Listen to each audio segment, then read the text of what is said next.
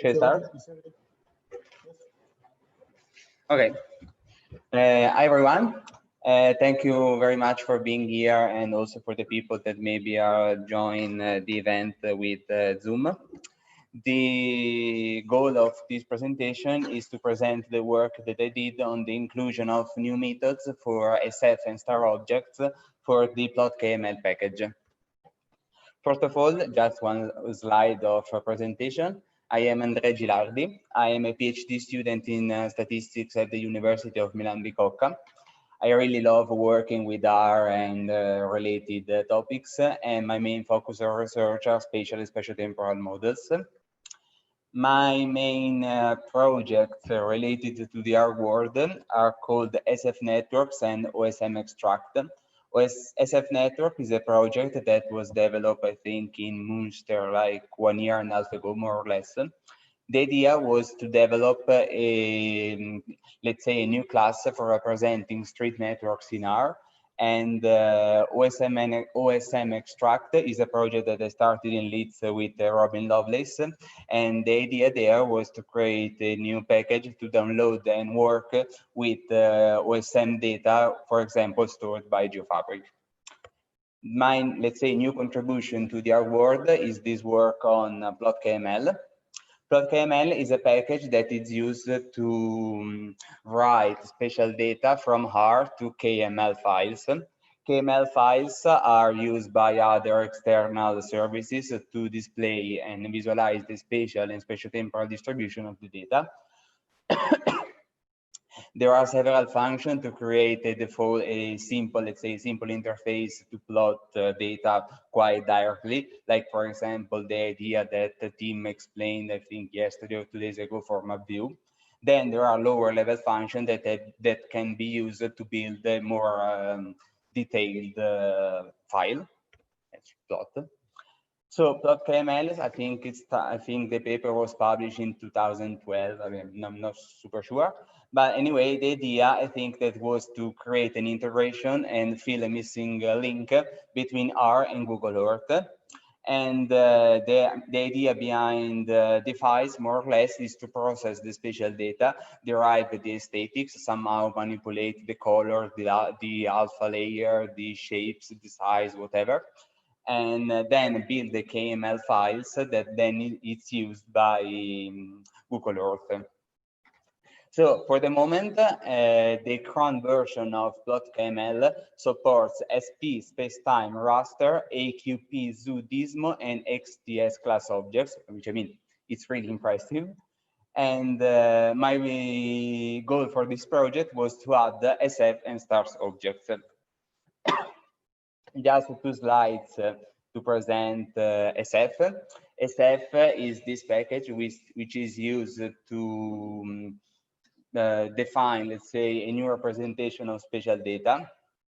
The data are typically stored in a data frame object, which is called SF. And I mean, this sounds trivial, but this is the main difference between the SF and the SP classes that was already implemented, since the SP package is defined by using the S4 paradigm. So it was not really easy to convert the SP code into SF code. Anyway, the SF class contains an SF column, which defines the geometry of the data. And the other attributes are stored exactly like additional column in a database. So, I mean, it feels quite natural to work with this type of data, I would think. What I did is the definition of methods for, let's say, the most common classes of spatial data, which are point, line, string, and polygon. I also extended this definition to multi-point, multi-line string, and multi-polygon, but the definition of these extra classes is more or less the same as for the universal definition, since as we are going to see in a few slides, if you want to work with this KML file, the only important thing is more or less the coordinates of the data that you want to plot, and like the relationship, like the hole in a polygon, more or less. But I mean, KML doesn't care if it's a point, if it's a line, if it's a polygon. The only thing that you want to store is the one that you want to create is a KML data with the appropriate structure. So of course, KML doesn't have this idea of simple features. So for DSF data, I try to follow the SP implementation as close as possible. Of course, the SP data is implemented, the SP package is implemented in S4, the SF data is implemented in S3, so they are not exactly the same. Anyway, I also created a GitHub repository. No, actually, Tom created a GitHub repository, and I created a few branches and a few pull requests to this GitHub repository that I want to show at the end.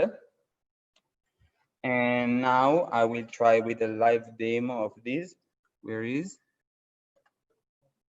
Here. Here. Okay. So the first part, that, I mean, this is like the basic approach that is used with the Ceph. The first part is just loading the data. The data are saved. The Eber data are saved in plotKML, is one of the default databases. Then I converted the data to an NSF object, and then I used the base plot method, just changing the type of the symbols, but whatever. And this is like the default plot that you can obtain with a base SF. The approach that you use by plotKML more or less is the same. The idea is that you should use this plotKML function instead of plot.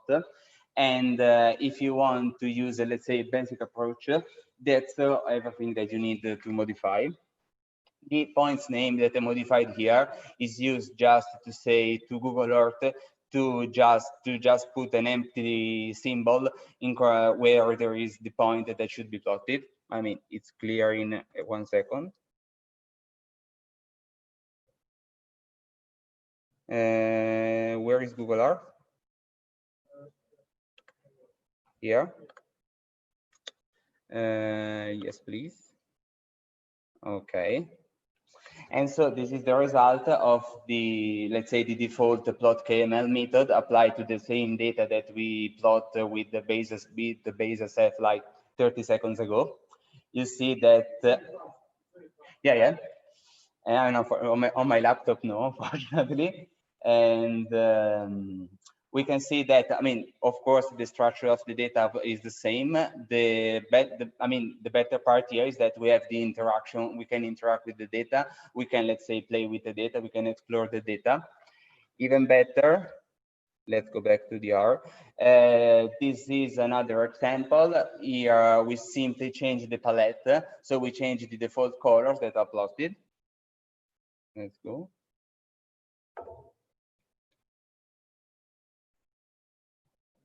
Yes. So this is for changing the palette. In my opinion, this is slightly better than the default one, since, for example, we can clearly see these white points. The white points, I mean, at the moment, there is no clear legend, but the white points, I think it's quite intuitive, say that they represent the missing value. So this is, I think, a little bit better than the default representation, since we also see a clear representation of the data. We see where there are some hotspots or something happening, I don't know, let's say this area, and we see a little bit better where there are the missing values.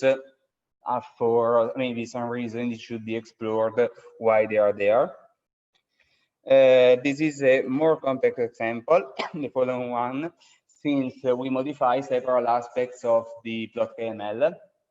So the first part is defining the shape that will be used for representing the point, since, I mean, there is no reason why for represent a point I have to use a sort of a circle. And I define here the shape. I initiate a new file that will be used to store the data, a KML file.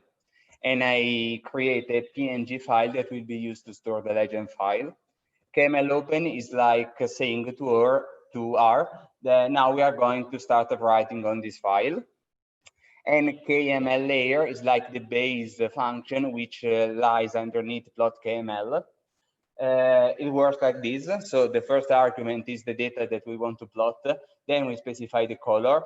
Then these point names is used to specify the labels that will be plotted with the object.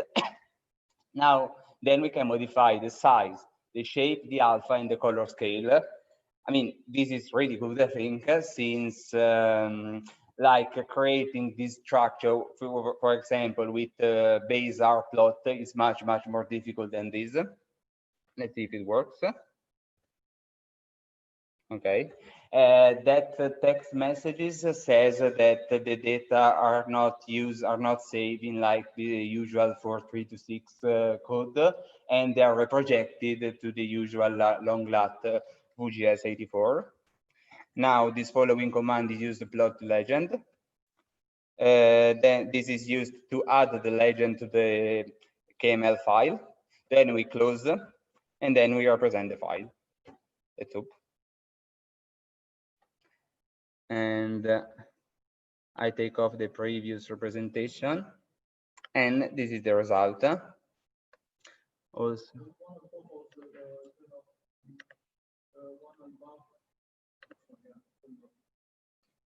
we see that the difference with respect to the previous plot is that we tuned, let's say, several aspects of the plot. We tuned the size of the size of the dots. If you want, you can change the type of the symbols that is plotted. We added the numbers that are plotted, and we modified the legend. There is sure. Yeah, for example, for the white points here, you clearly see the NA string. I mean, clearly, I hope. And if you interact with the data, I mean, I don't know how to use how to move the camera with the touchpad, but see, for example, you can move the camera on and off to see the distribution of the data. This is useful. Is another example that we will see in a few minutes if you represent the data in a sort of a 3D shape with the altitude.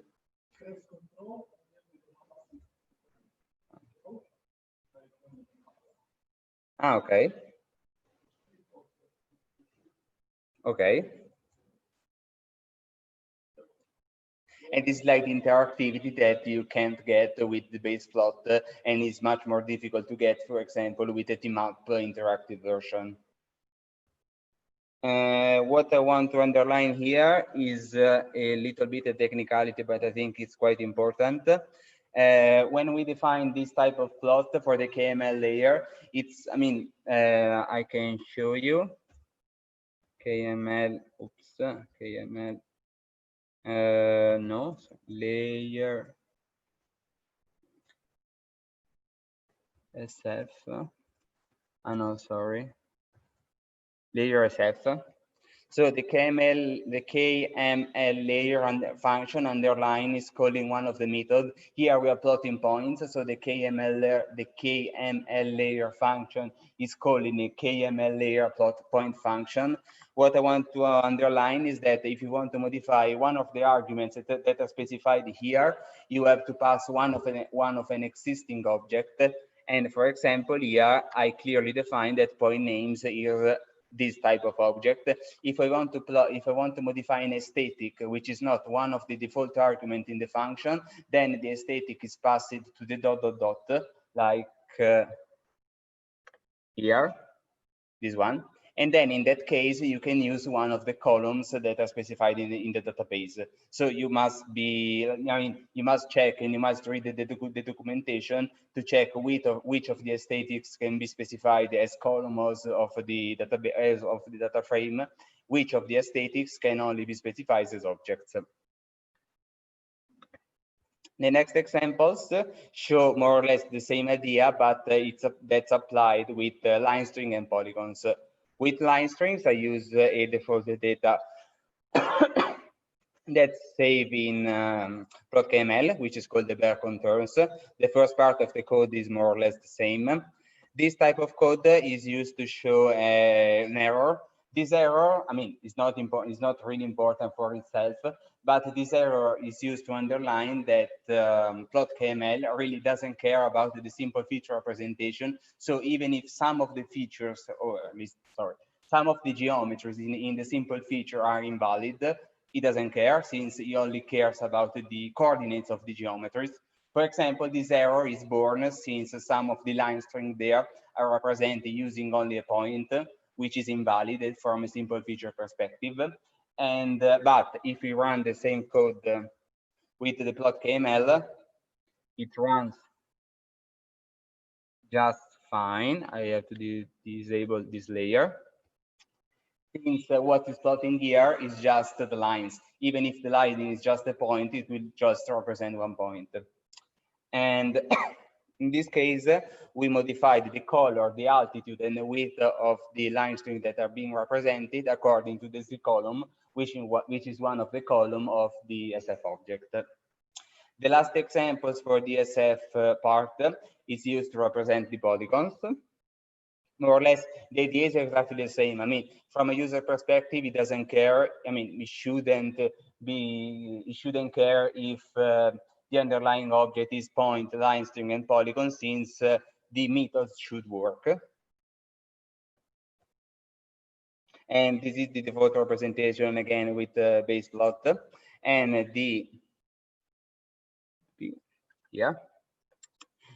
for the plotKML representation, we represented the same data. What we modified here is adding an altitude coordinate. Let's say the altitude is just a random number between I don't remember, but still, if I can, oops.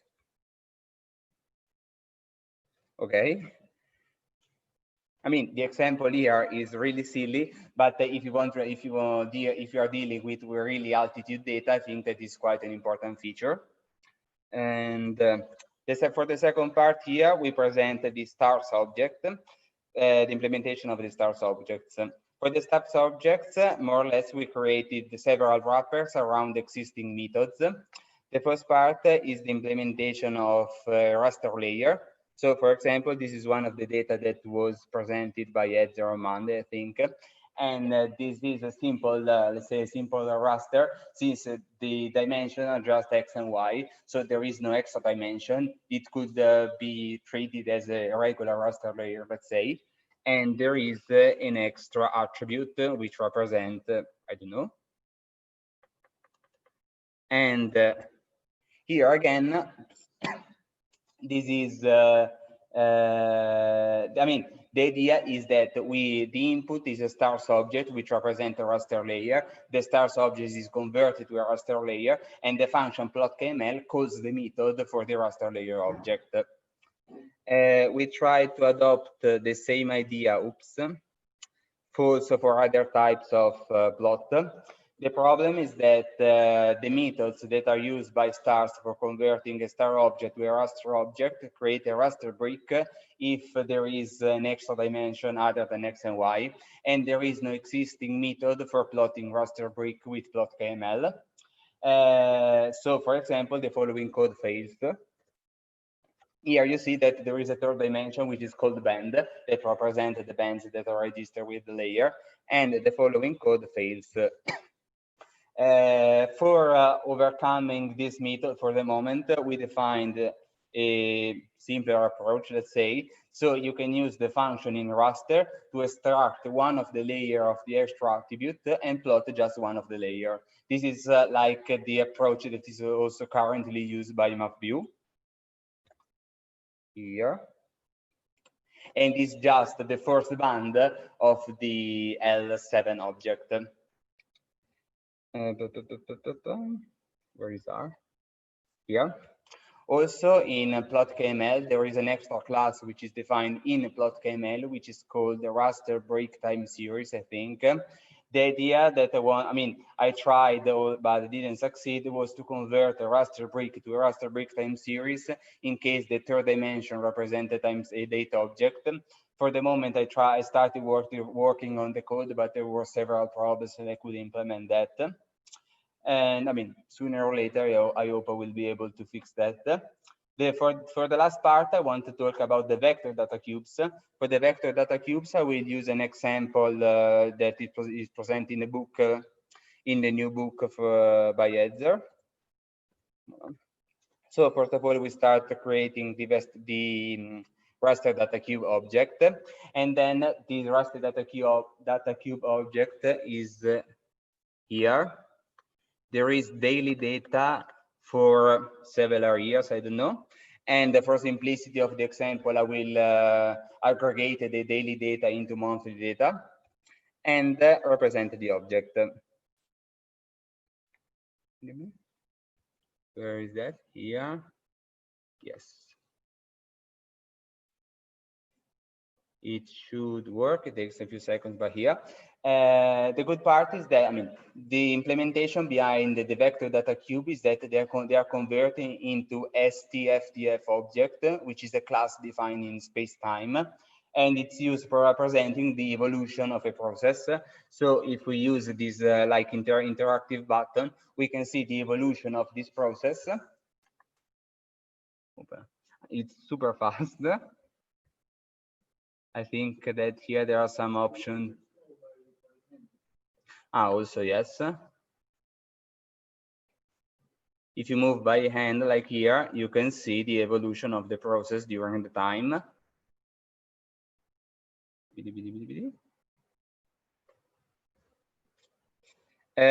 For the implementation of more complex objects as vector data cubes, the problem is that there is a bug in plotKML that I mean, I really found it like 2 days ago, and I wasn't able to fix that.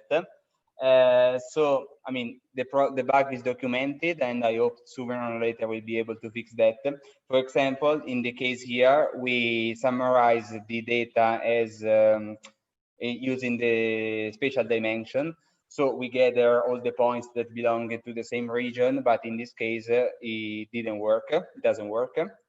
And the same ideas, more or less, is in case that you want to represent non-temporal data. So the point is that when the default method for vector data cubes, they are creating a wrapper around this spatiotemporal class. The point is that if the extra attribute is not a temporal class, then the methods fail. And still, I mean, it's not ideal, but you can always convert the stars object as an SF object and use the method that we defined at the beginning. Just to conclude, where are the slides here?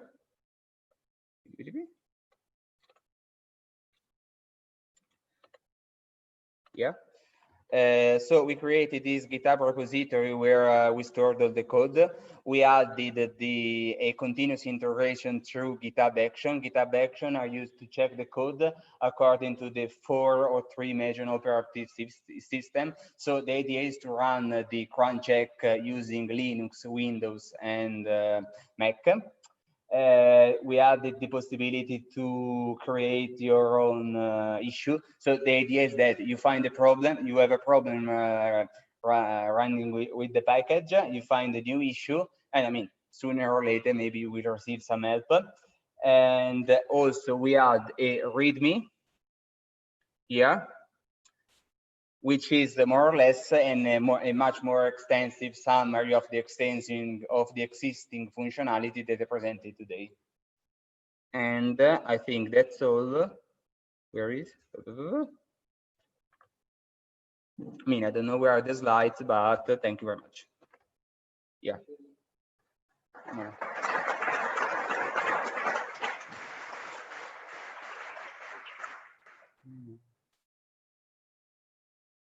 Thank you very much. Fantastic. Thank you so much for that.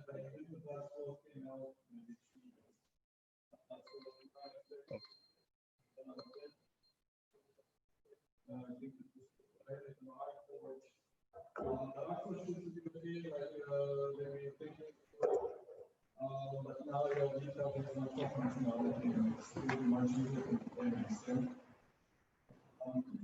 also, yes, thank you so much. Continue contributing. You tested also qualified for the scholarship, so that's no problem there. Thank you. Is there any questions? Here you can see the, I mean, maybe you're already familiar. If you're not already familiar, here you see the GitHub action that are run against the major operative system. The idea is that you want to check that your package does not only work on your computer, works with different version of the package, with different operative system. Maybe you can test with the new GitHub version. For example, now SF is changing a lot. And the idea is that maybe you want to protect your package and you test this action according to the new super new version of SF, and so you can convert, you can maybe adapt your code according to the latest changes.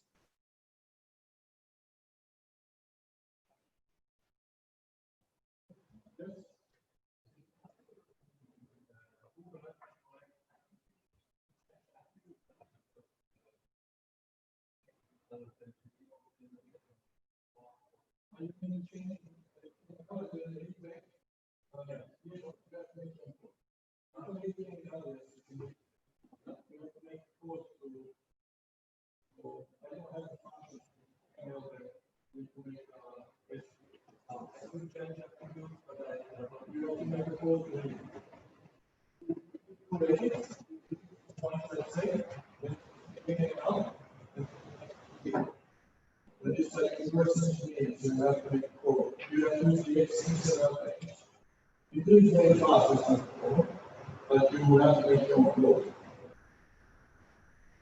You could just change it like one column or something, one thing you change. Let's say if you just change you just delete the points, so you can do it in XML, let's see which points deleted and compare with the original object in R, and then you remove these points. But I don't have any functions for that. This is very helpful for me because I depend on the image archive in Google. The only way to access this you can see on my training box also staring the passes. Yes, I also find that this is Google, it's really full-fledged space-time JS. It's a real representation of the globe, usually to be able to visualize and state them, and also take it so the images from the it is Google also made the cover of Google made basically free available, so that's nice. It's nice. Even though it's a big corporation, they do really good stuff. More questions? I guess you're getting the slides. So thank you so much. Thank you. Go to the next session, which is the closing session. And I can stop. Thanks all the online participants. Also, we are stopping the recording. This is the closing session. The summer school will soon officially be finished. Thank you so much for following online, and stay safe, and see you in the real life, and if not, then in literature.